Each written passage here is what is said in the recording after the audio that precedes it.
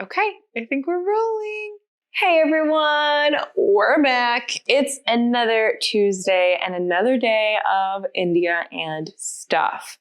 Yet again, my Christmas tree is still not in the box. It is still here, joining us today.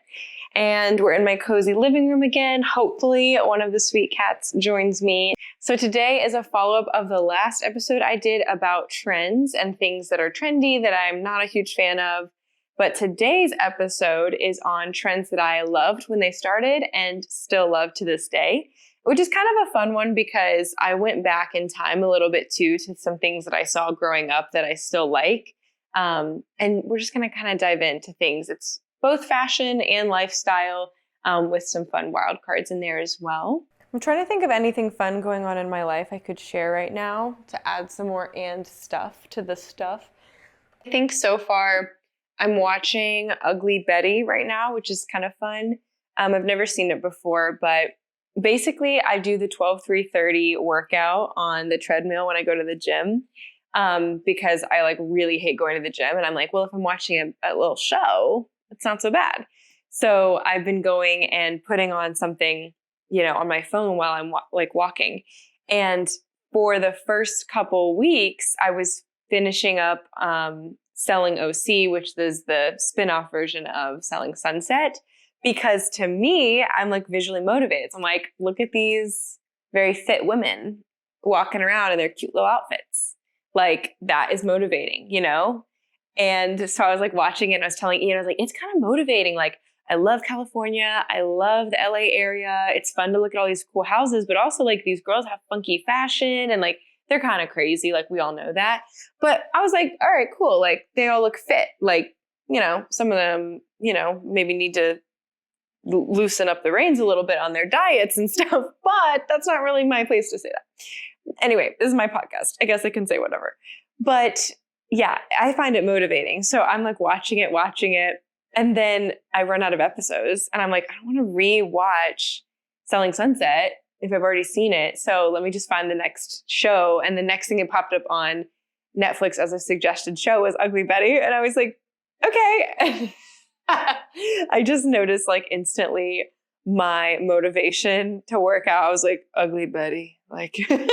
It started tanking a little, but it's not America Ferrera's fault at all. It's just funny that it was really high-end fashion and fancy looking houses to a girl with braces. But I used to have braces, so it's all good. I guess younger me with braces is not very motivating, but maybe it is. I don't know. Anyway, speaking of LA area, this is a fun update. I just booked my first California wedding. I'm so excited. So I obviously do wedding photography full time, and one of my friends lives in OC area, and they got engaged on Christmas Eve, which is also my birthday. And she called me a week after and was like, we have to have you shoot our wedding.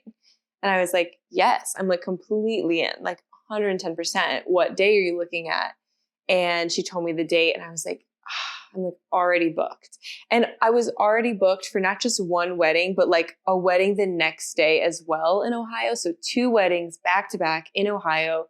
There's no wiggle room there. And I was like, oh my gosh, did you already put a deposit down or sign a contract? She's like, yeah, we already spoke to the venue and claimed this date. And I was feeling really low about it, but I was like, that's okay. Things happen, no big deal. But I also knew my husband was going to be a guest at the wedding. So I'm like, man, I'm going to have to stay home and work 2 12-hour wedding days. And you're going to get to go to LA without me and celebrate our friends. Ugh, what a bummer. So anyway, I was just kind of trying to release it to the Lord.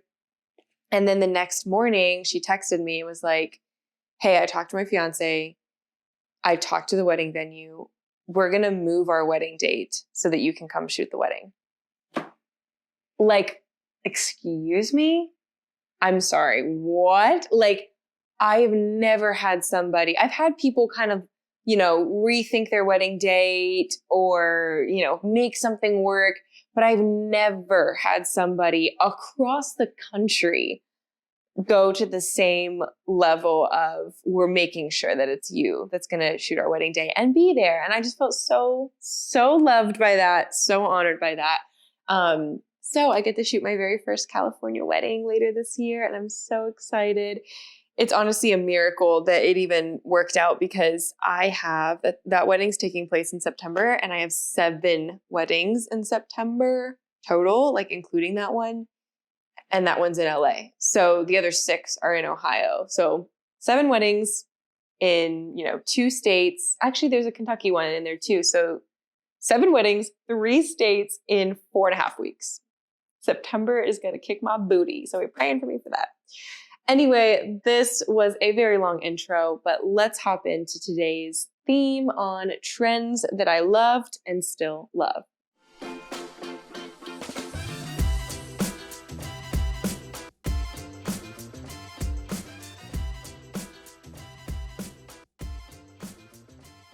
Okay, I need a little more coffee in my life today, so I'm just gonna kind of embrace the snuggle and cozy up with this blanket while we talk about trends.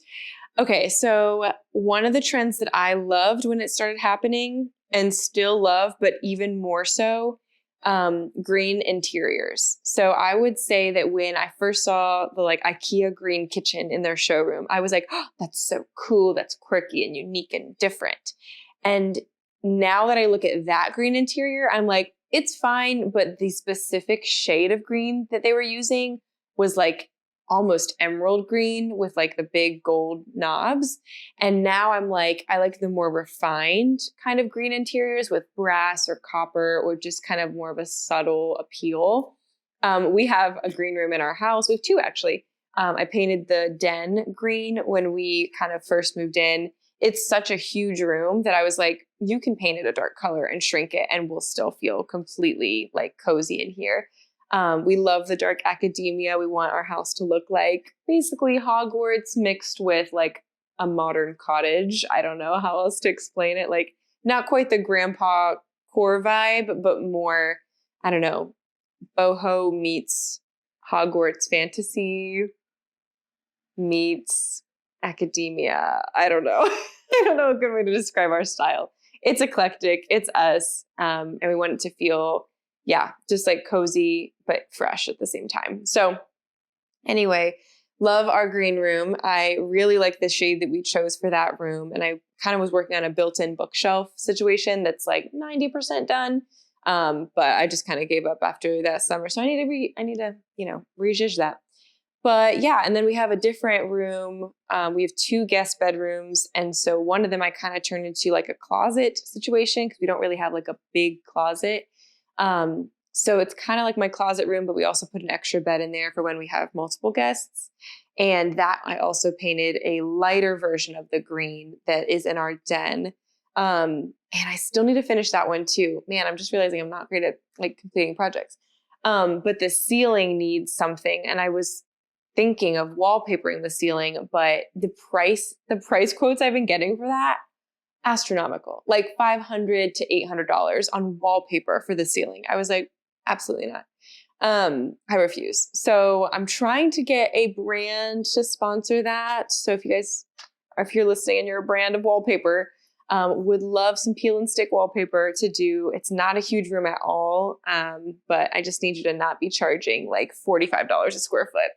So yeah, I like the green interior vibes. I think that's fun. I think we will see new colors pop up here soon. If anyone follows Kylie Catch, I think that's her last name. She's an awesome, baddie woman, and she's doing all kinds of cool stuff. And she's brought a lot of maroon and darker chocolatey brown mocha colors into home decor. And I think we're going to see her influence spread further. I also think we're going to see some blues becoming more popular. Now I'm getting into predictions, as well as like pink, maroon, reds. I think we're going to get some of those mauve-y tones, dusty rose kind of colored rooms and spaces. And that's going to be on the rise this year. Just because I think when we see something like a green room trending for 2 and 3 and 4 years in a row, people are going to start either countering it and going back to like white neutral spaces, or they're going to find new variations of it, which I think is other colors. So that's my little prediction. Okay, so another trend I love and still love, minimal makeup. enough said. I think less is more sometimes. I love a good like full face of makeup with a smoky eye once in a while, but I just like that it's finally trending. Like Hailey Bieber, I think, did a good job of kind of championing the counter of the Kim K stuff of like, you always have to have full glam. Like, I think just this minimal look of like foundation, concealer, lip gloss, maybe a little mascara, good to go. Another one, gold hoop earrings. Obviously, you can't take these away from me. I love a good gold hoop. I like silver jewelry too, but I think gold and rose gold are more my favorites. I just think it's timeless, it's classy, it's not gonna go anywhere. Okay, another one, this one's kind of silly, wide brim felt hats. So not the ones from like the, what is it, like Young Living or doTERRA essential oils memes where like all the ladies have the same hat, but I'm talking like Gigi Pip. I'm talking like real Western wear cowgirls, not like, you know, Nashville cowgirls. I'm talking about Montana cowgirls. Those hats, that's a cool vibe. I think that has always been like, you know, part of those people's culture. But it became all trendy when Target started making cheaper versions of felt hats, maybe like 10 years ago. And that's when I was like, I can now get one. And since then, I've thankfully up-leveled my hat game a little, and I've got some Gigi Pips in my closet, which I'm very grateful for. I think that trend's kind of died out as far as virality and like what everyone's doing and wearing, but I personally like it. And I think it's just fun, especially when you're out in the West. There's something about like that look and just feeling like the practicality of it plus the fashion aspect. It's really fun. Sweaters with holes in them. Wait. Oh, okay. I know what I mean by this. I was like, why did I write that down?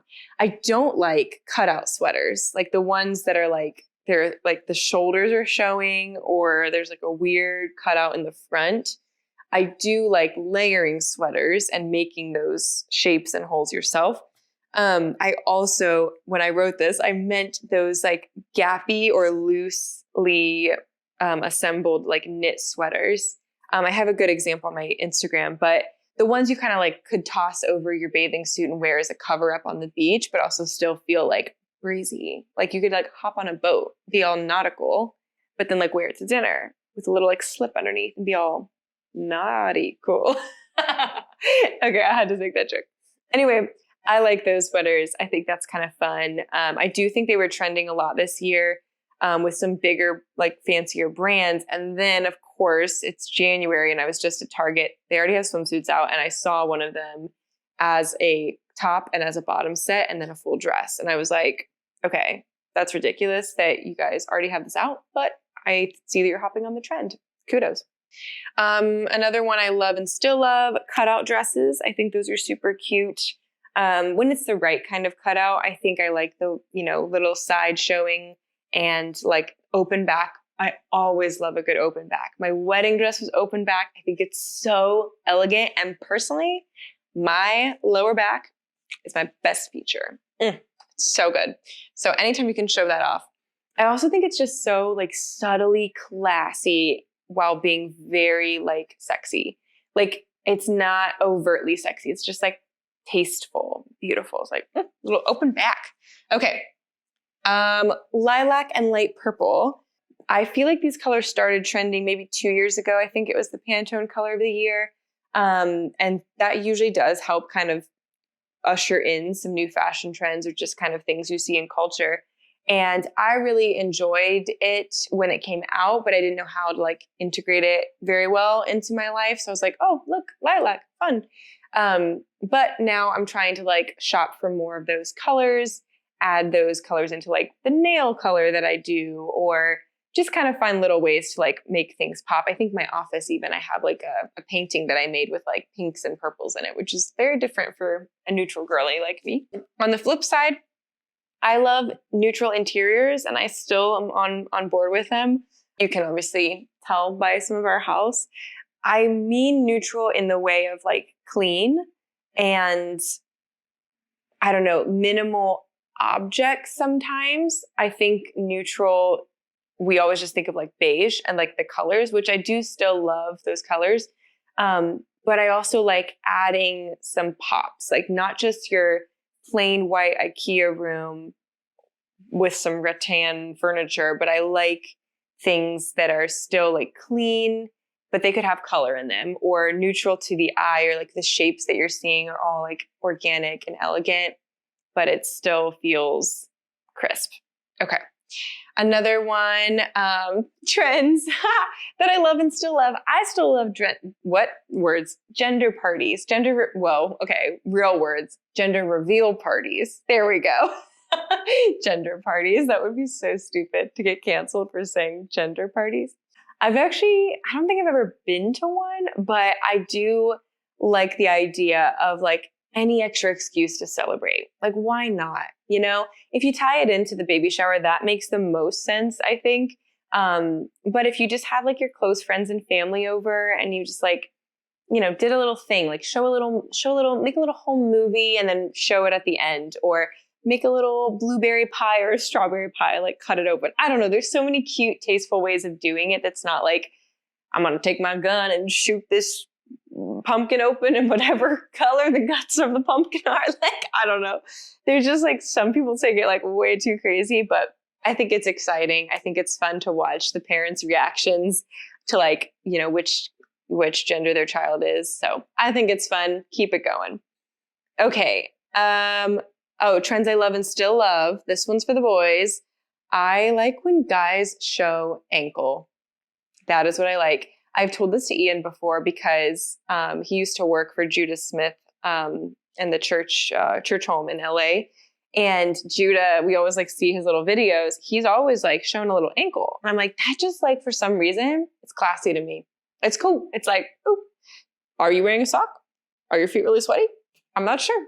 Do I care? Not really. But I don't know. It's just like in the same way that a crop top balances a female's outfit, I think the little ankle showing for a men's outfit like balances an oversized look, or even just like takes it to a new level. It's kind of like the same thing with guys when they don't, like they wear a button down shirt, but then they don't do a tie. I think that is cool.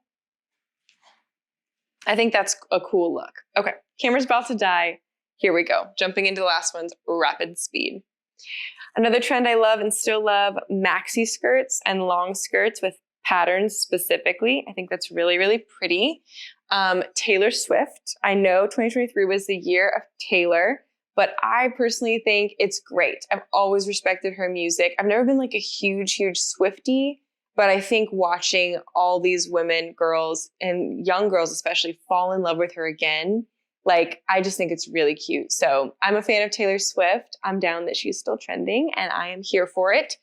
Blowouts and big early 2000s hair. I like that. I think it's really cute. Like all the layers, all the fun, like classic looks. I love that. And I also put on my list, trends I love and still love, those short French girly cuts with like the bangs and the little hair. I love it. I don't think it looks great on me, but I love it.